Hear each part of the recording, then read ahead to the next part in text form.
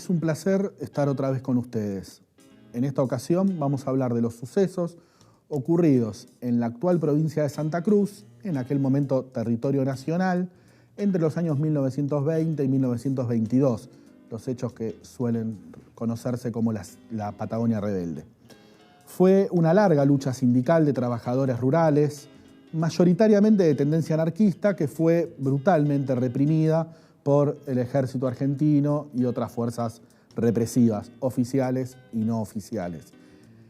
La Primera Guerra Mundial había bajado el costo de la lana de manera muy fuerte, lo había reducido a 1/3 de su valor anterior. Esto obviamente afectaba a las haciendas ovejeras del sur argentino notablemente. Los estancieros en esa situación despidieron a cientos de trabajadores y endurecieron las condiciones laborales, que ya eran malísimas, de los que mantuvieron el empleo.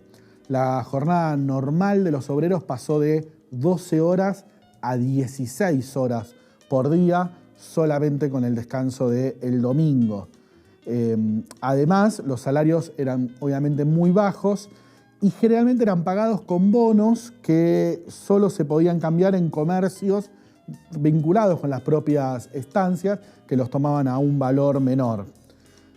Esto se sumaba, como les decía, que el descanso era solamente los domingos, así que la situación de los obreros era realmente muy mala.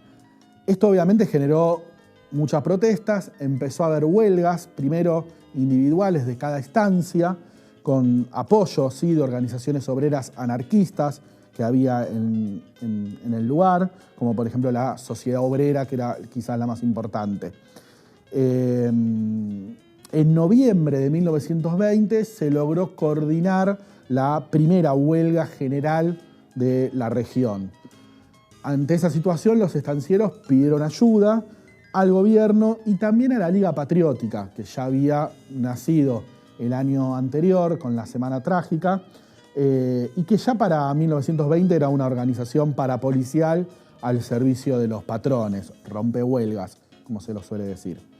En enero de 1921, el gobierno de Irigoyen envía un ejército al mando del general Héctor Benigno Varela para tratar de normalizar la situación.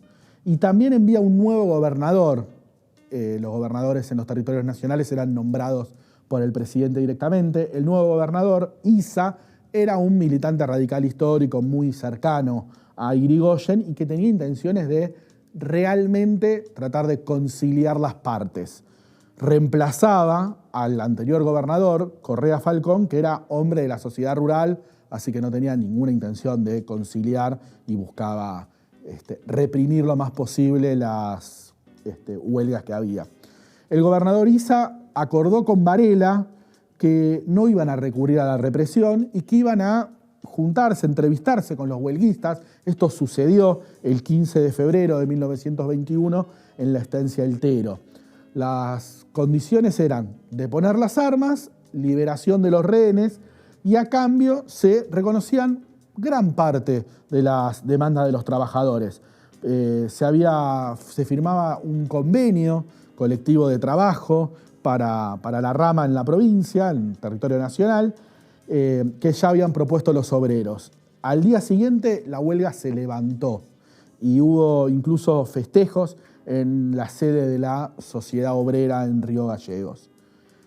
Pero claro, las tropas de Varela retornaron en mayo de 1921 a Buenos Aires y la patronal no cumplió con lo acordado y comenzó además una serie de represalias muy duras contra los participantes de la huelga, sobre todo con los cabecillas en las distintas estancias y en el puerto de Santa Cruz, en los puertos de Santa Cruz.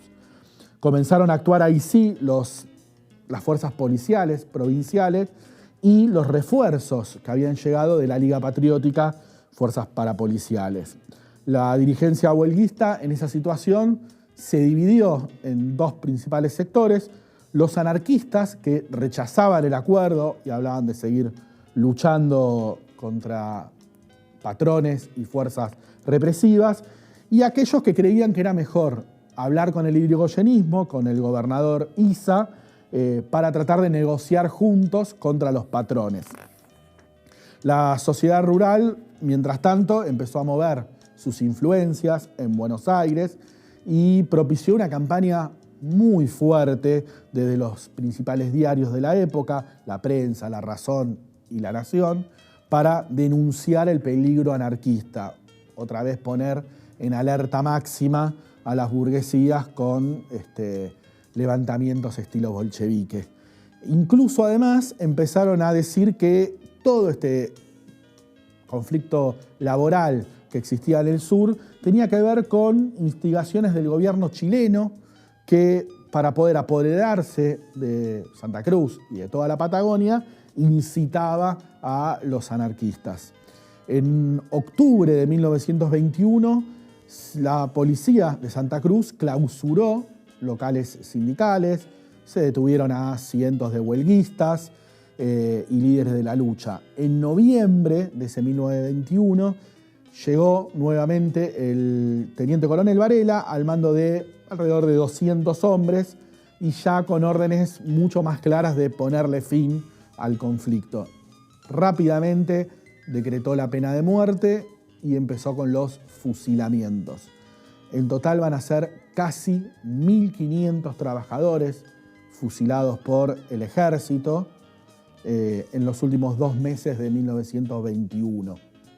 Varela fue homenajeado en ese diciembre, en las fiestas, por la Sociedad Rural de Santa Cruz. Participaron de ese ágape la Liga Patriótica, los muchachos de la Liga Patriótica, y al volver a Buenos Aires, las tropas pasaron por el puerto de San Julián para embarcar, y allí funcionaba un prostíbulo donde los oficiales quisieron pasar un buen rato.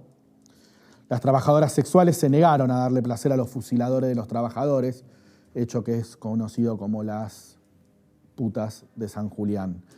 No fue gratis tanta muerte. Un año después, en enero de 1923, Varela va a ser asesinado en Palermo por un militante anarquista, Wilkens, que a su vez va a ser asesinado en su celda 5 meses después por un joven de la Liga Patriótica, Jorge Pérez Millán.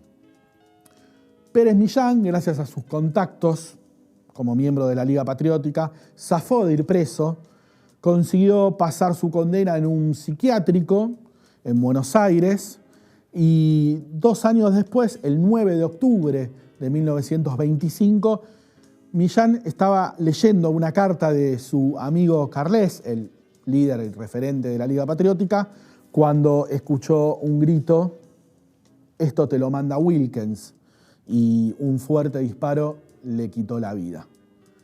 Esto fue la Patagonia Rebelde.